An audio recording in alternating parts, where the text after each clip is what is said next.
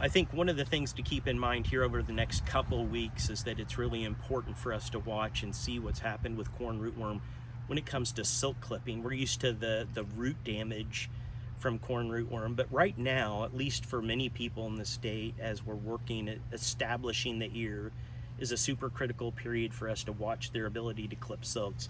You know, we want to make sure that pollen is able to be caught by those silks right there. And we only have really a narrow period of time to make that happen. And so there's a few days, several days as that plant starts pollinating that we really want to keep an eye on things and make sure everything's going okay with kernel establishment. Yeah, one of the unfortunate things about ear feeders like corn earworm and fall armyworm is we have a habit of noticing those things after they've already got into the ear, after they've worked their way inside. And the problem is that husk acts as a great protectant for insecticides that we might apply for those. So really the secret for corn earworm and fall armyworm management is for us to think about that pest ahead of time. And so we might, for instance, for fall armyworm, watch to see if there's leaf material being stripped away that can give us a hint that that pest is present, and we might be able to control it before it gets to the ear.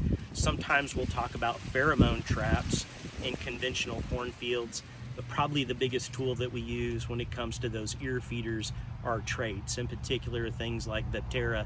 That's the trait that really provides us a lot of robust ear protection, along with a few other ones, but that's the one that a lot of people tap at the moment. Red crown rot, we're entering the prime period of time for us to watch out for red crown rot.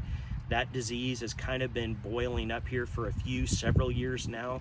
Since about 2018, we continue to see its footprint expand just a little bit. It's going to cause little red fruiting structures. It's the only one that does this around the soil line, about an inch above, inch below the soil line. You'll see that, and it causes symptoms like what we think of for sudden death syndrome, yellowing and browning between the veins. It kills the plant fast, and one of the big struggles for us is we're really trying to come up with management techniques for that issue because it's such a new disease.